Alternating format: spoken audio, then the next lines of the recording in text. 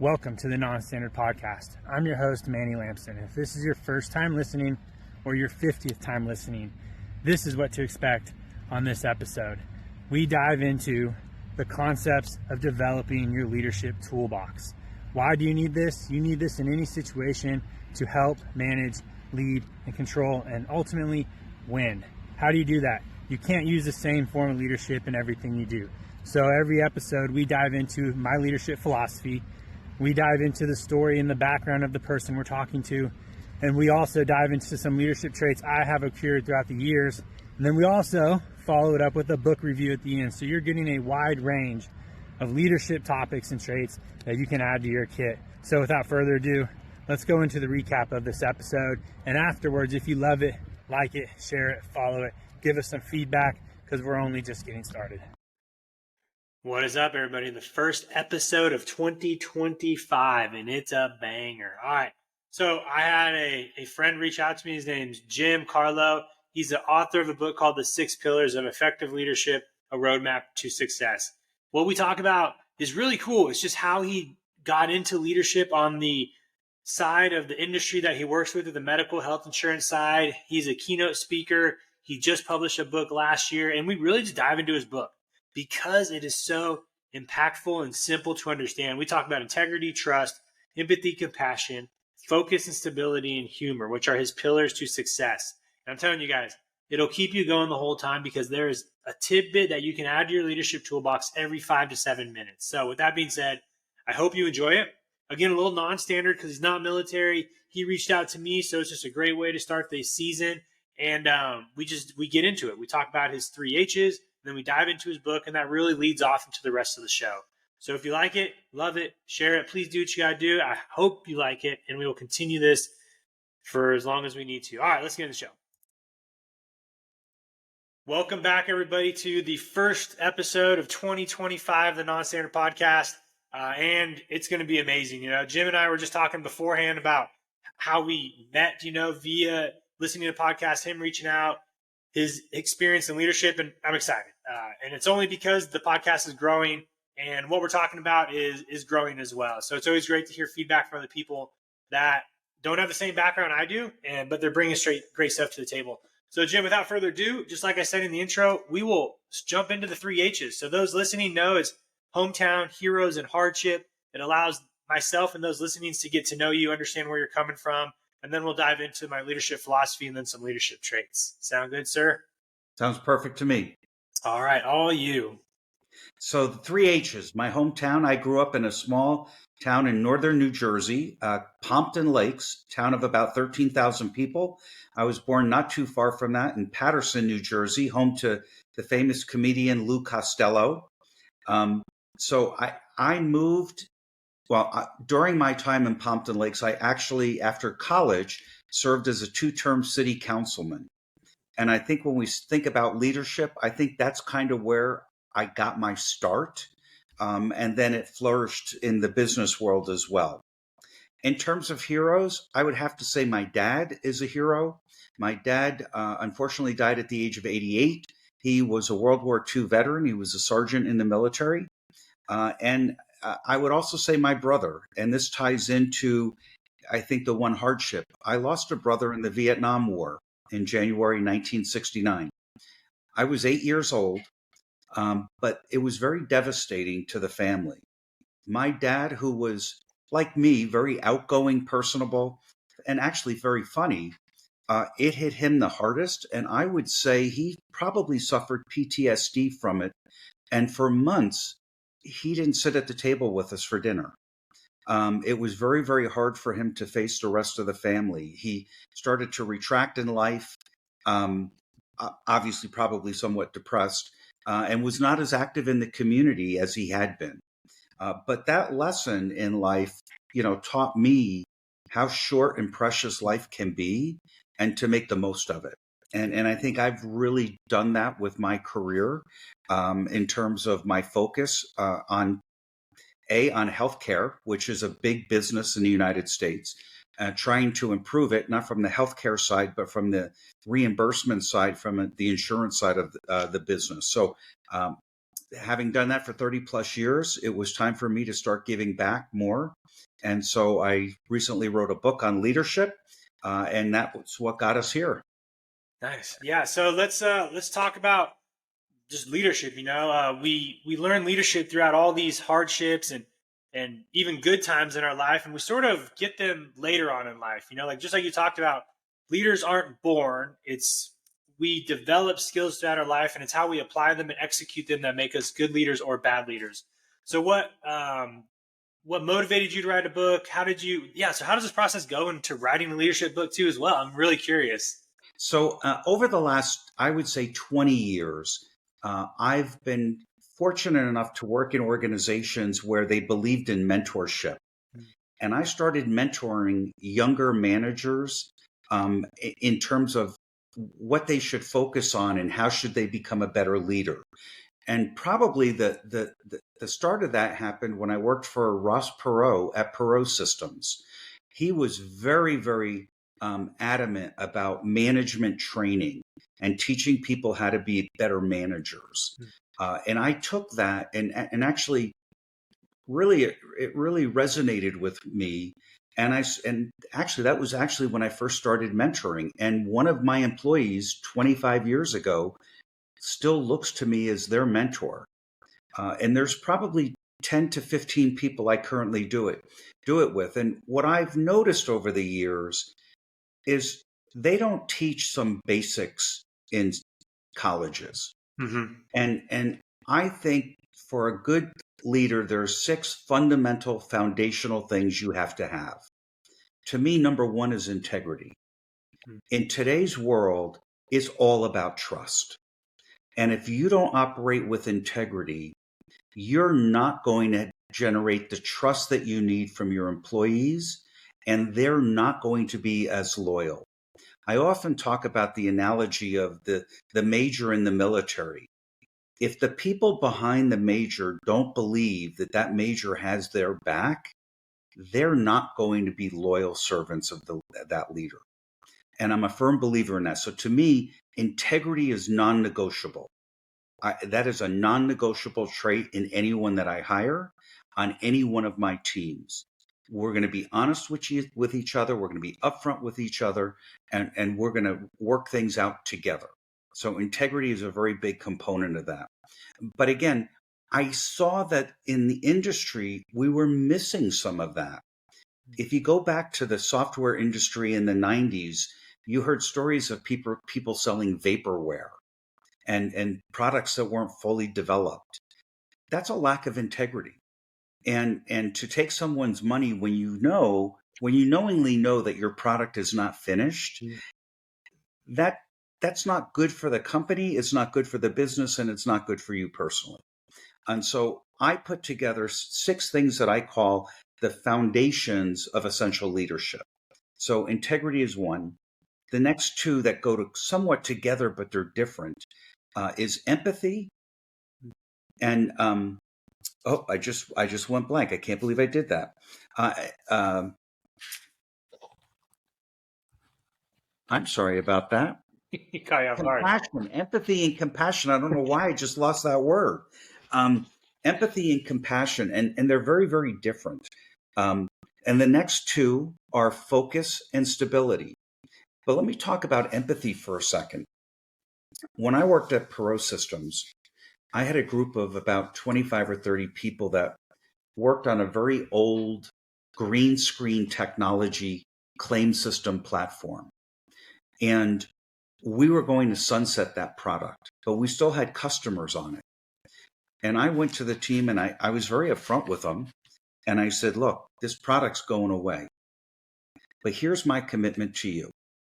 My commitment to you is that as soon as I know that we've lost 2 customers and we can't afford 2 staff people or whatever the numbers are, I'm going to tell you. And I'm going to help you in the interim learn the new technologies we're building so that you can make a transition from this role to that role. If you decide that you don't want to stay in the organization and we can't find a role for you, I will give you plenty of opportunity to find a role before the time comes that you lose your job. The result of that, over a 2-year period, no one ever left before their job was going to be eliminated. That's number one. Number two, 100% of the employees remained with the company after their role went away. Here's what I did not expect. That small team had the highest employee satisfaction scores for 2 years in a row. People who knew their job was going away were the happiest and most satisfied because they believed in I had their back and I understood the position that they were going to be in. And I think that's a great example of showing empathy and being able to understand what these people are. I mean, think about it. People worry every day. Is my job going to be eliminated? These people knew their job was going to be eliminated, but that's how they performed. And so I have been blessed with having great leaders in my career that I could learn from, many of which actually use those principles that I have in the book and probably don't realize that they're doing it. Yeah. And I can point to specific leaders for each one of the pillars that I've put in the book. Man, I'm just going to start from the beginning here. And so I love when I do this in the episode where the talking goes on. I'll sort of recap it for people listening, but with some input, because I don't want people to miss some of the nuggets you dropped. Integrity and trust, yes, huge. And you talked about what came to my mind and obviously a lot of mine's gonna come from military experience and military leaders. I think of like Napoleon, right? I read a book on Napoleon, and he had a lot of trust in his followers per se, or the people, because he was always out there with them, and he also showed a lot of empathy towards them as well. Napoleon was very known for being out there with his people on the front line, and I think empathy goes like praise in public, right? Appreciation or compassion. You talked about compassion. Napoleon was really compassionate about the people he was with. They knew he was there. And one of the stories I love about Napoleon is he talks about he created awards that he would give out to tons of people for appreciation that he just made up to show his appreciation and compassion for what they were doing. And so that's when you talk about that like major per se, that's with everybody behind him. I think of generals like that, or people that have done what they're doing. And so integrity and trust is huge. And I'll come back to a question on that one after the empathy and compassion. Empathy is very hard because most people think they can speak it to relate with somebody. You know, they can just say, I know what you're going through, or I know this is hard. But there's a tone, and that's why trust has to be before empathy. You won't expect empathy if you don't have trust. So if I could go to somebody and be, hey, I know you're having a hard time here, but if they don't trust me, they're not going to believe what I'm saying. And so that's why I love the way you prioritize those a little bit, you know, like you said, you have to start with trust. Like mine is you have to start by leading by example, because I can't do the other ones. I can't build compassion without trust, because it's just not going to flow as well. Totally agree with you. Totally agree. Yeah, and then you said focus and stability. We'll come back to those, but one question I want to ask on integrity and trust: what are some traits you teach younger people or younger leaders on how to build trust and integrity? What are just like some simple? I know it's not simple, but if I'm a young leader, or there's a young leader listening, and they're like, how do I do that? I don't have a lot of experience. I'm really new. How can I build some trust? You know, I think I'm going to use the word be compassionate at the same time, because I think if you may not understand and can be in the empathy world, but if your compassion shows to people and you're the type of leader. So I like to think that I'm what I would call a active leader. And what I mean by active leader is it doesn't start when I sit down at the desk. It starts when I get out of the car in the parking lot, conversing and talking to people and building those relationships as you walk down the hall. I did an experiment once at a company I worked with. Company had about 3,000 employees. And there was a short little woman who every day would clean the countertops and empty the trash twice a day. Her name was Kathy. And I noticed nobody would talk to Kathy. And that bothered me. I talked to her all the time. She was a sweetheart. So one day I sent out an email to this floor of people, it was about 65, on that floor, I believe. And I said, the first person that can come and tell me the name of the woman who washes the counters, cleans the refrigerator, I'll give a $50 Starbucks gift card to. I look out my office door and people are getting out of their desks, running around to try to find this woman. But you know what? Nobody knew her name. And so I have people still today who remind me of that exercise and how important it is to understand and know people. And I taught them something about compassion that day, because once they knew her name, they now had a relationship. And that little bit of compassion went a long way for Kathy. Yep. A long way. She felt part of the team. Prior to that, she felt like these people don't know who I am, except for me, who I often would talk to her. But anyway, I hope that helps. I love active leader. That I'm taking that to the grave now. That's how I feel I am every day. I love the way you phrased it too. It's not, a lot of leaders do think when they sit down, that's when they become that leader, man, especially in the military. That is, oh my gosh, that's like a direct reflection of some of the leaders in the military I've seen, and plenty of people on here can attest to that. Those leaders only lead when they're like, they put their leadership cap on, right? And they're like, I'm your leader today. I'm sitting down. I'm at the office. I'm ready to go. No. If you showed up late, you're actively leading, but you're leading by a bad example, like just because you're at the office and you're there and let's say you have the higher rank doesn't mean that's when your leadership starts. Man, active leader. That is great. I love building relationships. That is one of my favorite things to do. And the way I phrase it, and so Andy Frisella talks about it in one of his Live Hard program steps, is get to know somebody new every day, which is really hard for people to do, but that's why it's such. And what I love about it is it's the concept of getting to meet somebody new. You get rid of the sort of this overall intent of why you're doing it, but just to do it. But later on, you see these connections it builds, how it's going to help networking per se, down leadership side, or just getting to know people. So, when I go to a local store here, we call it Market Street. I know about 3 to 4 cashiers by name when I walk in. They know me. I'm pretty sure. And one of them's name is Connor. And the only reason I'm good friends with him is because my son's name is Connor. So every time I see him, I'm like, what's up, Connor? And I can tell he's just like, hey, it's Manny. Like, oh, man, good to see you. I don't know if anybody else that is a regular customer knows him, and so that's why the way you phrased it, it's when you get out of your car, saying hi is a simple way, getting to know new people. That right there is just gold on its own. And the way you phrase it, the way you open it for people to picture active leader. I hope those listening know it's not just when you're, I guess, being a good leader. It's all the time. It's all the time. You're always setting an example. You're not setting an example 9 to 5. You're setting an example at 6 o'clock at the gym, or 7:30 having dinner with your wife at a restaurant. Yeah. It's 24/7. Oh man, love it, amazing. Okay, so we talked about that: integrity, trust, empathy, compassion. So what about 4 and 5? Focus and stability. Explain those a little bit. So when I think about focus and stability, I think about, and I don't want to get political in a discussion, but if you think about Amazon, mm-hmm. Amazon from its earliest days had one focus. Elon Musk had one focus. I'm putting people in space, and look what he's doing. Yeah. Same as Steve Jobs, with Apple, and it's very similar. Absolutely correct. So those are two. In fact, I reference them in my book as well. But the CEO of Amazon at one point talk about focus and also stability. They had gotten some very, very poor responses to customer satisfaction in a call center.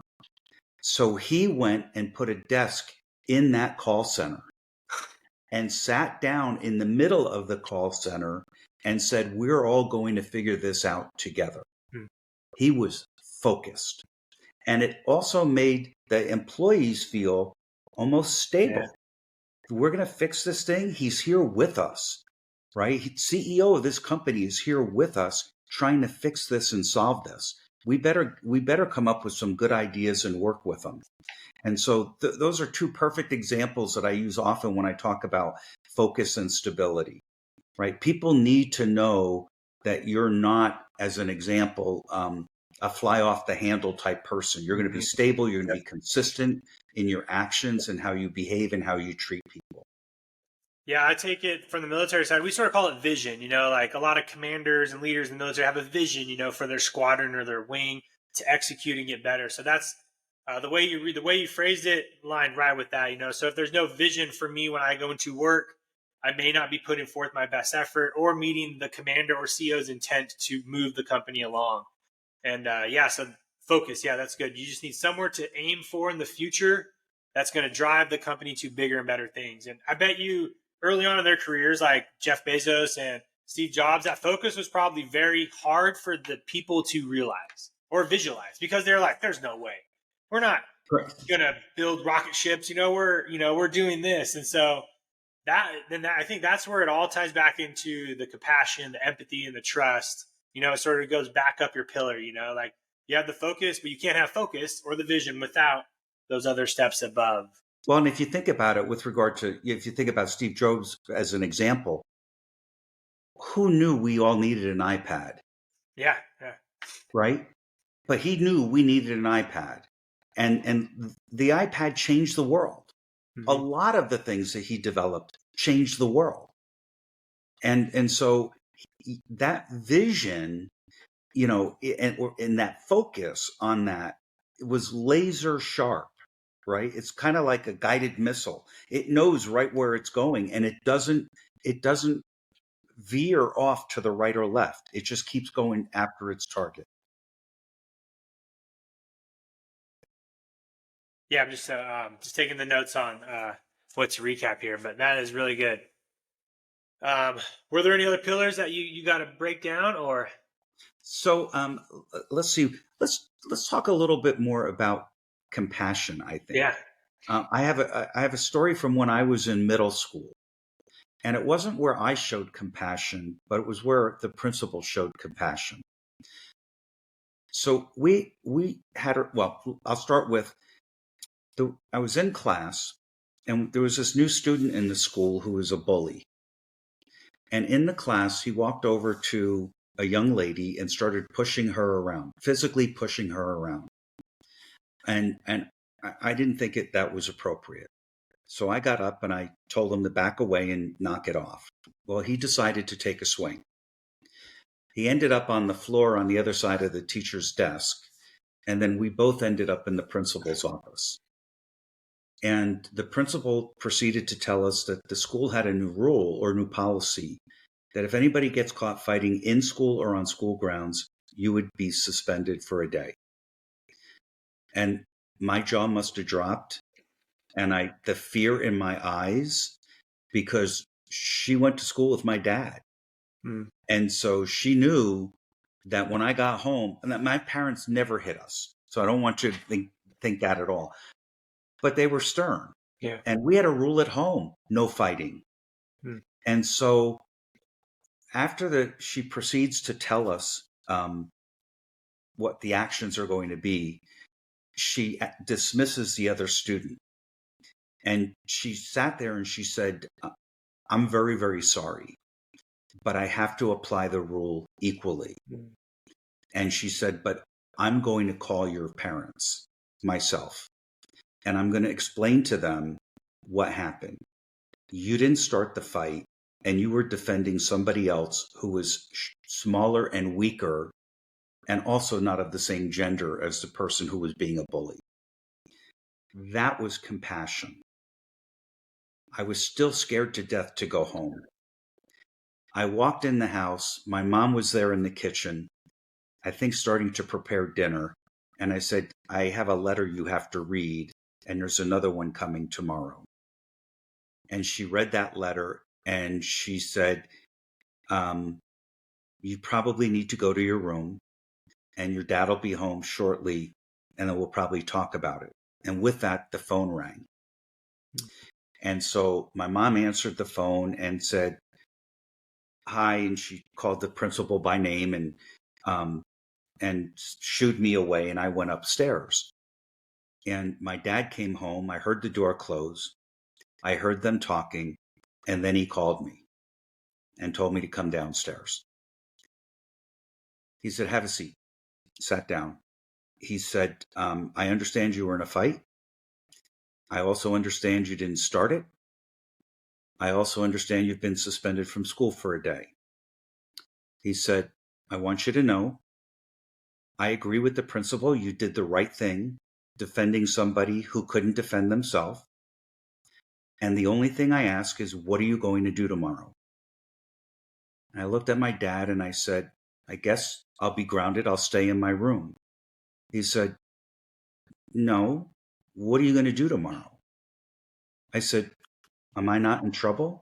He said, did you not hear me? You did the right thing. What are you going to do tomorrow? I said, I think I'll go fishing. He said, I think that's a great idea. Just don't go near the school. And with that, I guess the color came back in my face. But that's a great story on compassion on so many fronts. But I didn't catch any fish that next day. I don't know why. Thought the stars were going to align fishing, huh? Yeah. Oh, man. So let's tie this all back into, you were thinking of writing a book. You found these pillars. How did you go about the pillars per se? There's a lot of words or phrases you can use. How long did you sit on writing a book? How did that all come together towards the end? So it was a year-long process. I started about this time last year saying there's got to, and I was always, and actually it was probably one of my mentors who got the thought in my eye and saying, how it is. Yeah, hey, why don't you write a book? Yeah. And of course it's in the back of my mind and it's, it's festering back there and all of a sudden something's, so I said, well, what would I, so I started initially thinking about what could I give of value the most back to people?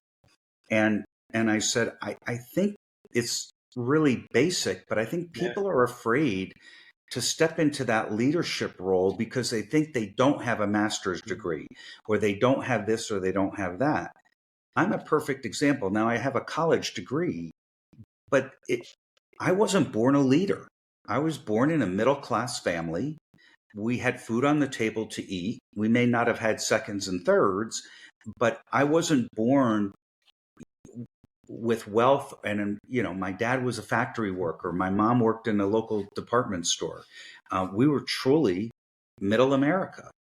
And so I think between athletics and the things I got involved in the community, I would say that that's where the leadership bug really started when I was young.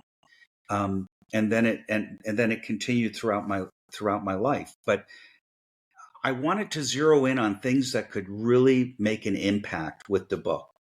And I said, if I list too many things, people will think I'm just writing a book. But if I zero in on really key things that they're not going to teach you at an MBA school, and not that maybe they do, but I don't think they do. And so I wanted to, it's kind of like a physician. They don't teach doctors in medicals, or they didn't for a long time, how to run a business. They taught them how to practice medicine. Yeah. But now they teach them how to run a business. And I think that's where business schools taught you accounting, how to read financial statements. They didn't tell you how to operate with integrity. They didn't tell you how to have compassion for people. Those are all things you had to learn. And so I went with the path of things that people could learn regardless of where they came from in life. And so that's where I got to 6. 7 was always my lucky number. When I played baseball, I wore number 7. And so I don't know why I didn't come up with 7, but I thought 7 was too many. I wanted something that people could grasp and understand and not be too complex. No, man, I love it. So I have 5. So, oh no, you have integrity and trust. Okay, so 1, 2, 3, 4, 5, 6. Okay, gotcha. So those are the 6. Okay. I love it because I've started to realize, and I try to tell a lot of the younger airmen and military members, you're always a leader.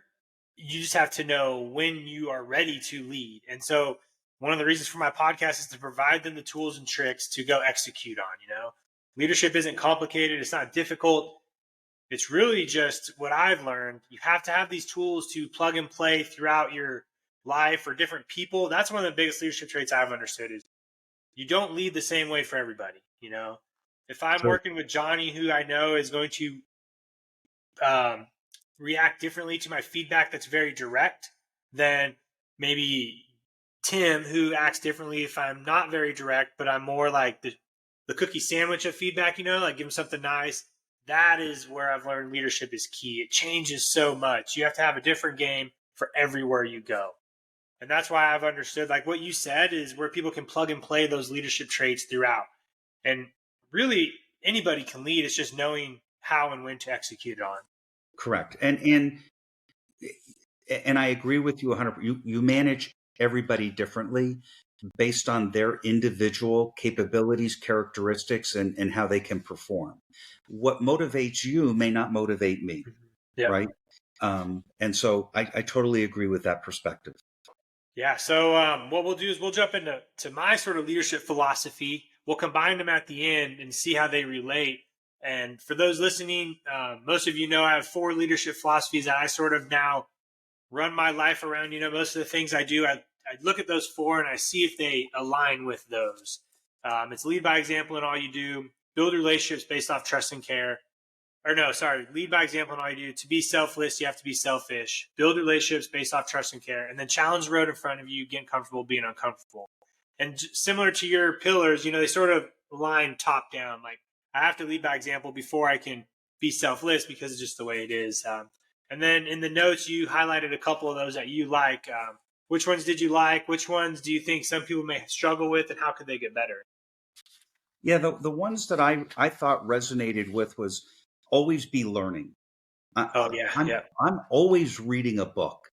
Now, I like legal thrillers when I relax, but when I'm on vacation, but otherwise I'm reading leadership books, I'm reading sales books, I'm reading, financial books. So that was one I picked. Fail. Be willing to fail. Do you know most billionaires failed at something prior? I don't know how this popped into my head, but I read somewhere at one point in time that if you're an entrepreneur and have failed before, it's easier for you to get capital for your next venture. And that's really interesting. So it's hard to get money the first time, but even if you fail, you'll be able to get money your second, third, or fourth time. So be willing to fail. Always provide feedback. Whenever I go into a meeting with a group of people, I have an agenda of what I want as an outcome. After every meeting, there's always a debrief. Did we accomplish our goal? What are our next steps? And what were the outcomes from the meeting? And how did we do as a team? And I want people to be critical. And it takes people to get used to that and how I structure that. But you don't learn if you don't get feedback. Yeah. And so I often ask our CEO, who I report to, how am I doing? And he's like, you're doing great. Why are you asking? I was like, I'm just making sure nothing's changed. So provide feedback and give feedback. And I think that the last one I picked in order of your list was be straight like a bird flies with integrity, right? As I said, as we started out with, integrity to me is non-negotiable. Yeah. So those were the items that resonated most with me from the list that you provided. I could have selected a lot more, like find your passion. I actually like to tell people, the 6th pillar that we missed was humor. Okay. So the 6th pillar we missed was humor. But if you're not having fun with what you do and what you're doing, change it. Life is too short not to be enjoying what you're doing. If you enjoy leading, lead. If you hate it, go back and be a contributor. Everybody still has value in what they provide back to their organization. Yeah, I'm going to recap those for those listening. So always be learning is like, so I have my 4, like I always have this asterisk at the end of always be learning because it's just like so close to making my top 4. But I always tie it into sort of like the leading by example, right? Leaders should just always be learning. There's a lot of good sayings out there, like if you're the smartest in the room, go to another room, right? Or you shouldn't be the smartest in the room. And so that sort of all ties in there. I just really have appreciated always be learning because it always keeps me humble sometimes too. And that's where I think a lot of leaders don't want to be learning because they feel like they have to be the smartest and the best at that one job or trait to be successful. And so it's a very humbling leadership trait as well to always be learning. But just like we talked about before the show, it's really easy to be learning. Reading and podcasting nowadays it's at the tip of your fingertips. Like you could listen to books now. You can listen to podcasts. I listen to podcasts on books where the guy takes all the keynotes from the books, and then I go read the books after to get those notes. It's just so easy. Like it's so easy. It's more readily available today than it ever was. Yeah. And I think the hardest reason most people don't do it when I talk to them is, especially in the military, when we are taught specific jobs and traits and skills, they're so focused on the job they're doing, they think that's all they should be learning.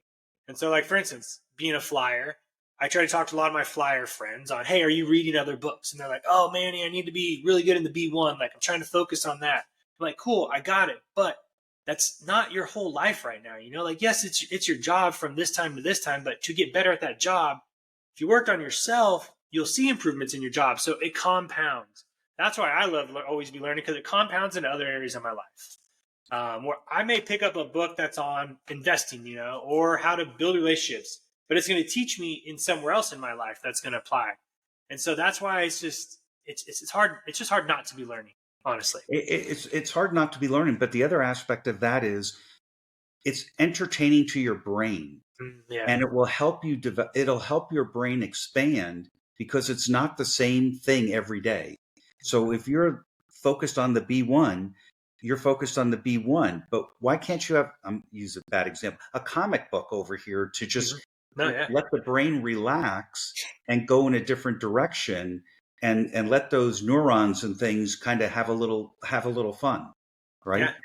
No, one of my habits and routines that I do when I'm in like studying for a specific test or something, I only study for maybe 30 or 45 minutes at a time, and then I go do something crazy. Well, when I say like social media, right? I'll browse social media, or I'll go for a walk, or I'll listen to a podcast or watch a Netflix movie to let my brain shift, and then I'll go back to studying for another 30 minutes. Like, so for instance, I was talking to a young guy in the B1 community.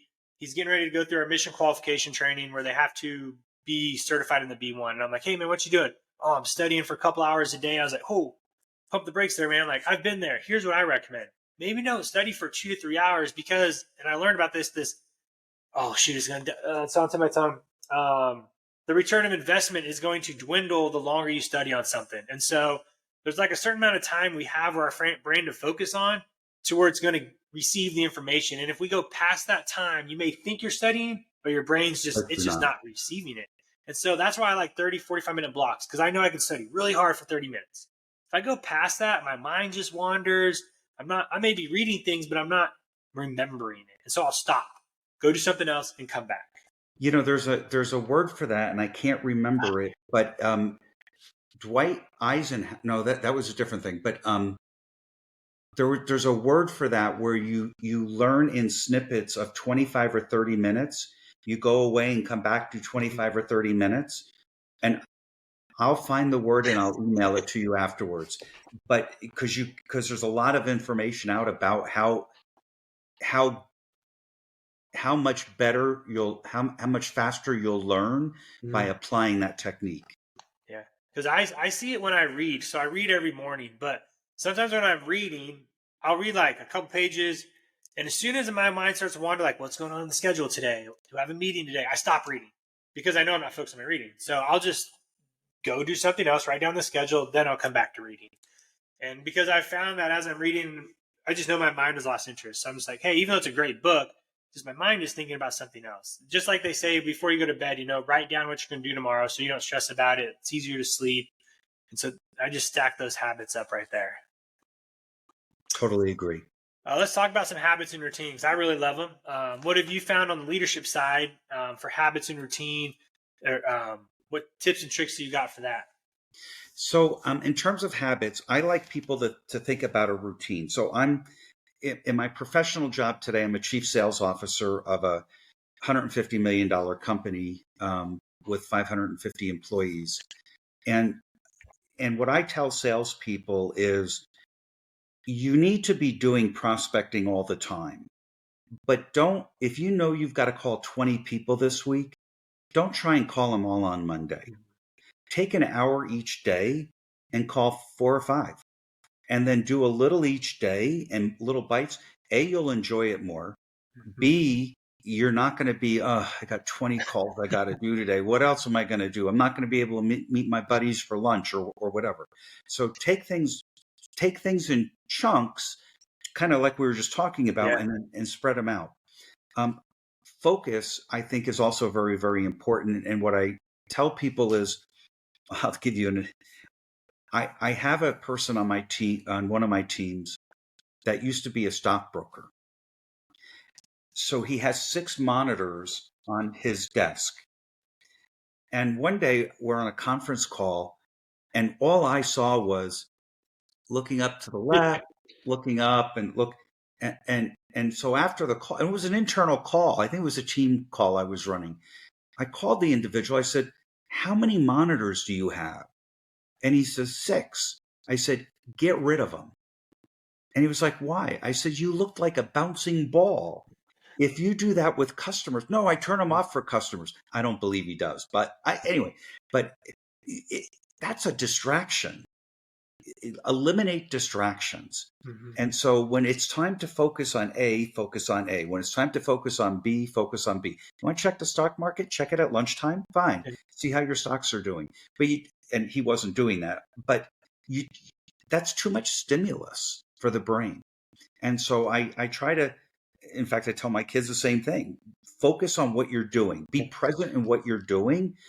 Let the other stuff go away. And the other thing I often tell people is what we're doing is not open heart surgery. Nobody's going to die if we take our time, make sure we're doing it right, and we're. No one is going to die. And I say this all the time to people in the military because people in the military think they have to work all day. There's like an old leadership philosophy, right? The longer I work, the better leader I am, which isn't true. You can get a lot done in just a couple hours, be very, very productive leader. So I always tell people the building isn't going to catch on fire when I leave at 4 or 3 or 5. That is not going to happen. If it does, I have my computer at my house. I can check my email, whatever. And so your concept of no one is going to die is what I try to tell a lot of people. Hey, dude, the building's not going to catch on fire. Just go home. But one of the things you talked about, breaking up those 20 sales calls throughout the week, is very hard for a lot of people to do nowadays, where we're trying to get everything, to be successful. We think we have to do a lot in a short amount of time. Successful people, from what I've seen, do a lot of little things throughout a long time, and it just stacks up. It is very hard for this generation now to slow down and do small things because everything is right there. So they think they have to get it done. We see a lot of time with airmen in the military where you'll give them a task and they go really hard right then and there and they wear themselves out. And they come back to you, hey, I got it done. It was in an hour, but it wasn't very well done. If they would have taken a couple days, broke it up, come back to me 3 days later and go, hey, sir, I'm done with it. No errors, no nothing. I would have been like, cool, like perfect. And what I love how I don't know if you meant to do this with your focus, but it's almost double-ended. It's the big focus vision, but also the small focus. They should be using that focus, smaller details. And so when you said you use focus on the small details, like, oh, it also uses it on the vision. So it's a really cool, like double-ended focus that you talk about there. Yes, breaking those up throughout the week is very, and it also makes it manageable, so I have a power list that I do every day. It's just 5 small steps that I work on every day. And they're very simple. Text one person, make a reel because I'm trying to, do social media stuff, or read 10 pages. But I know if I just do those for 30 days, instead of trying to do all that in one day, read 300 pages, I break it up. I'm not as stressed. But in those 30, those 30 days, I'm going to see progress. And there's a good concept I like to teach, the 30, 60, 90 rule. That everything compounds. So I use it in more of the weight loss journey, right? The first 30 days, You're going to build the habits. You're going to build the routine. The next 60 days, you're going to see the results. So you're going to start seeing that stuff happen. The next 90 days is when other people are going to see it. So you have to realize when you're doing things, first you have to do them to build it, and then you're going to see results, and then other people are going to see it, like maybe people around you. And that was really impactful on my weight loss journey, because I remember going to my wife when I started losing weight. I'm like, babe, I'm doing it. But nobody's like saying good job. And I was only like a month or two in. And she was just like, you need to keep doing it. And I was like, okay. And after like a year, 3 years, people were like, dude, man, you're crushing it. And I was like, yeah, I know. I've been crushing it for 1,000 days, but they're just now seeing it. And so it takes time too for people to see those compounding effects. Totally agree. Totally agree. The other thing you feedback. Oh man, I love feedback. As a flyer, we debrief all the time, nonstop. We fly a 3-hour sortie. We're debriefing for 2 to 3 hours, because that's where you learn. That's where you talk about mistakes, you own up to it, you fix them, and you don't do them again. And you talk about failure as well. Failure is very important. Failure is how we obviously move on. I marked the part how you talked about how after every meeting you have those 3 bullets to capitalize everything. And I really like that. I think I'm going to implement that from now on too. Just even at the end of the day, like a daily recap. Hey, what did I do well? What can I do better? Did I meet my goal? And I like the way you phrase it, because it's not confusing. It's just very simple. And it's not. You don't have to be a rocket scientist. Yeah. You really don't. You really don't. Yeah, in a lot of my posts, I just go, it's not rocket surgery. It's just do these little things throughout the day, and you'll see great results. Oh, man, that was good. So I have a couple questions we've written down. Okay, I think we got some good time here. So let's talk about the speaker stuff. So you do, obviously I see some keynote speaking. How does that, what's that like? Obviously I assume you go somewhere, you have some stuff to talk about. How has that journey helped you on your leadership side? Because speaking can be very hard as well for leaders. So speaking is hard for a lot of people. Mm-hmm. It's always been easy for me, and I don't know why. My family used to say I had the gift of gab from the time I was born. But I actually enjoy being in front of people. Some people just sweat profusely. Yeah. I have fun with it.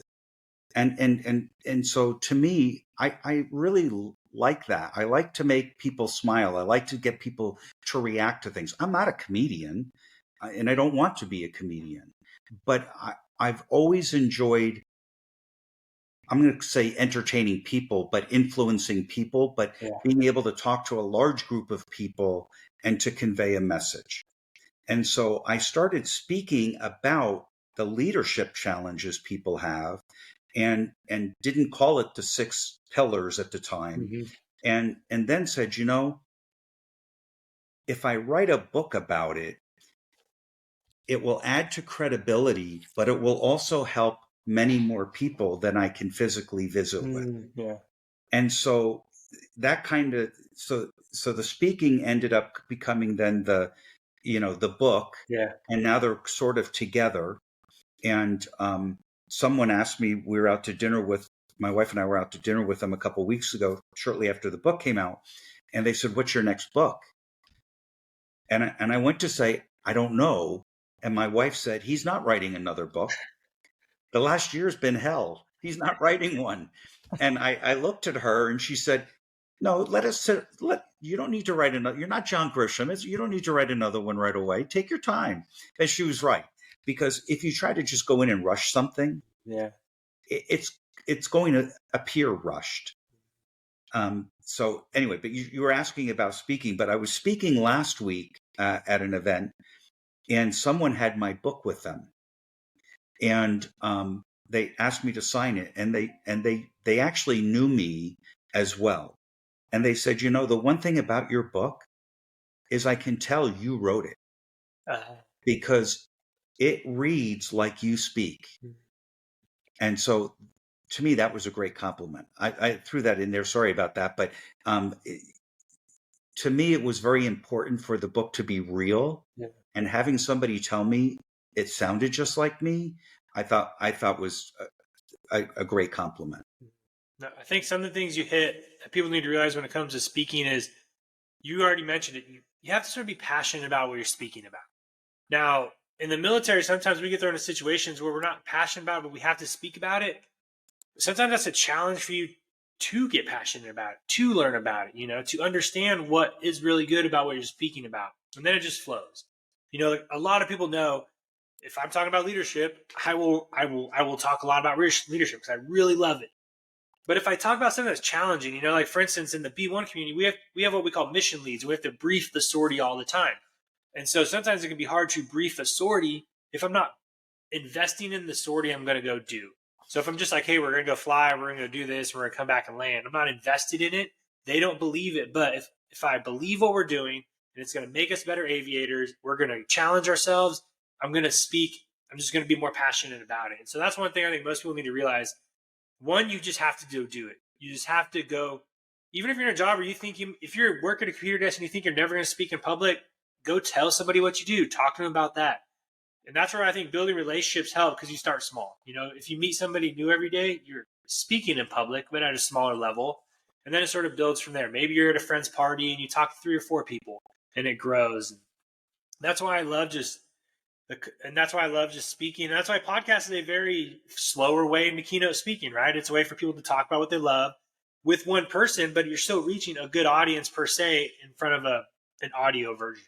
Correct. And you used a word that I think is very critical to that, passion. Mm-hmm. You have to have the passion for what you're doing. Yeah. Just like you have to enjoy what you're doing, but you have to have a passion for it. Mm-hmm.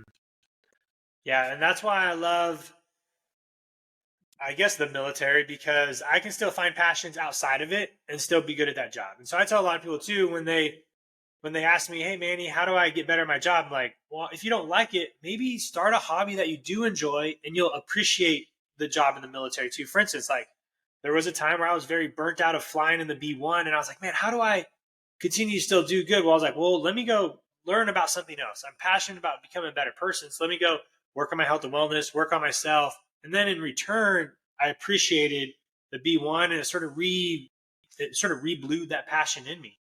To get back in the jet. And so that's why sometimes you have to dig around a little bit. The first job isn't going to be the thing you're most passionate about in most people's career. That first job they get or the first business they start before they fail isn't going to be the one they run the rest of their life. And so you just have to start and then you find these ones along the way. Totally. Are there any struggles you had starting out with leadership or speaking? Not with speaking. In terms of leadership, I think my first management job I struggled with. I didn't fail, but I didn't have the traits that I have today. Oh man, yeah. Because I didn't have any training. I didn't graduate with a business degree, even though they don't teach the 6 pillars, and so I made mistakes. But like you said, you learn from them and you don't repeat them. Yeah. And then I worked with some great mentors who were my leaders who invested time with me, which is why I give back time as well.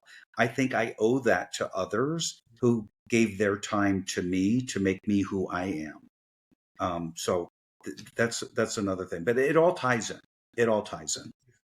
Yeah, I think what a lot of people are scared of when it comes to leadership is what you just said. They don't have all the tools right away, so they want to wait until they have them all to start. Oh man, that's a great topic right there. And I learned that the hard way as well. I learned when I was a young flight commander, I had a couple leadership tools, and I tried to use those 3 tools to lead this flight. And it worked for a little bit because luckily a couple of those tools fit in those peg boxes, and I was able to lead. But after a while, it wasn't the best tools to lead with, but I didn't have any. When I stepped away from that job and I learned more, I always look back and go, oh my God, I was such a bad leader. I only used these 3 tools. But I was like, I didn't know what other tools I had in my toolbox. I didn't know John wanted me to be direct or Tim wanted me to be soft. And that's where I think a lot of leaders are scared. They're scared to not have all the tools to start. It's just like any journey. You only need 60% of the solution to solve the solution, right? If you wait for 100%, you're never going to get it. Just like with life, right? Agreed. In fact, look at Lee Iacocca. He built Chrysler on a philosophy that we don't need 100% of the answers. We can make decisions with 75% of the answers because the 25% additional isn't going to change our mind. Mm-hmm. And he turned Chrysler around with that one simple philosophy. Yeah. There's a lot of leadership in the military that talk about that too, especially at the very high 4-star level where they only need 60% of the solution, and then they're going to let the rest come from those that work with them or for them. Yep. You just have to be able to make a decision usually. And then I think that's what a lot of leaders have a hard time with, is making a decision too. Have you seen a lot of that, or how would you teach some young people to go make a decision? I think, again, come back to focus on what you think is right. Make sure that, again, assuming that you're operating with integrity the whole time, but, get consensus from your team, get feedback from your team. Business is a team sport. Mm-hmm. It's not a dictatorship. Yeah, and I think a lot of people always think business is like a one-man shop. They always think like there's a CEO that just does everything. Yeah, but the CEO has a boss, mm-hmm. and that boss is a team of people, right? Called a board of directors. And so, but I like my team to collaborate, and I tell them, I don't have all the answers, but we're going to learn together. Yeah. And we're going to try some things that may not work, but we'll learn from them so we don't do them again, and we're going to move on. And so it's not complicated. It's just, you just have to be consistent. Oh my God. It's like you know exactly what I'm going to say. I use that line so much. Sorry about that. I use that line so much. Not complicated. You don't have to be extreme. You just have to be consistent. And for those listening, that has been what this whole episode has been about. Small, consistent, compounding pillars that add up throughout the day. Integrity, trust, compassion, focus, humor, stability. Like he said, and I love how you talk about the way you wanted to write this book was something people could just take and execute on. That isn't like a follow-step program, but when they read it, they are probably like, just like with most great leadership books, when you're reading them, you're like, oh, that's it. I can do that. Most people just want to be reassured that what they want to do is going to work. Correct. I think that's what your book covers. But it's got to be them. I'll give you an example. Yeah, exactly. Yeah. I was doing a presentation once, and somebody said to me about services that we perform for customers, and they said, "Can you record that?" And I said, "Why?" "I want to do it exactly like you." And I said, "You can't. You're not, no offense, but you're not me. You need to take the content, internalize it, and let you come out with that content." But you're right. The young people today want a script to just follow. And it doesn't work that way. Nice. Okay. I think that is a great recap there. Besides your book, which I'll leave in the show notes as well, give everybody the title of it, but what other book do you have that you would recommend to people out there? The 7 Habits. What's the rest of the title? The 7 Habits of Highly Successful People, Highly Effective People. Yeah, great book. I would absolutely recommend that book. Again, it's pillar type stuff. Yeah. It's not rocket science, but that is probably the one book I recommend the most. Nice. That's a good book. Yep. The book I bring is the one I've just finished. It's called Legacy by James Kerr, a great book about the All Blacks rugby team. But he talks about it in the concept of how what they do applies to everything in life, business, military. He has a lot of he talks about Steve Jobs in there. He talks about other CEO companies and his big philosophy is sweep the sheds, like leaders sweep the sheds. And you talked about it as well. Leaders are down there. They're doing the work. They've been there.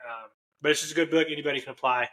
And I love it. I've read it 3 times already. I'm reading with some airmen right now for a book club. So it's going pretty well. But Jim, do you have any final, after all these other knowledge tips you want to drop? I don't have any other golden nuggets, but I am approachable. If anyone who's listening, would like to email me or check my website out, my email is jim@jimcarlough.com, and the website is www.jimcarlough.com. I kept it easy. I kept it with my name, so I didn't think I'd ever forget it. There you go. Yeah, I'll leave all those in the show notes as well, so I appreciate that. Thank you for your time. We'll hang out for a little bit after. And for those listening, thank you, and I appreciate it. And let's start this year off strong.